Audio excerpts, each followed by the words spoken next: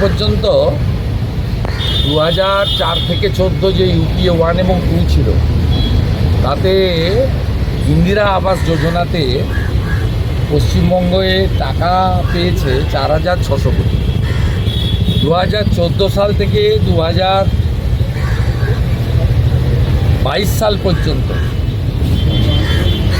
23 সাল পর্যন্ত নরেন্দ্র মোদীজির সরকার পশ্চিমবঙ্গে 40 লক্ষ ইউনিট বাড়ির জন্য টাকা দিয়েছেন।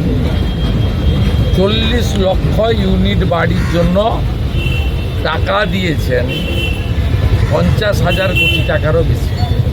এই বাড়িগুলোর তালিকা প্রকাশ করতে হবে। এই বাড়িগুলো কে পেয়েছে দেখাতে হবে। তৃণমূল নেতারা প্রধানমন্ত্রী আবাস যোজনার বাড়ির টাকা লুট করেছেন এবং নিজেদের এক একজনের নামে 3-4টে করে বাড়ি নিয়েছে। নওদার এক গ্রাম পঞ্চায়েতের প্রধান 35টা বাড়ি নিয়েছে নিজের এবং আত্মীয়দের নামে। সাগরদিঘির একজন কাবিলপুরের প্রধান 17টা বাড়ি নিয়েছেন নিজের নামে। সব ঢপবাজি বন্ধ করুন।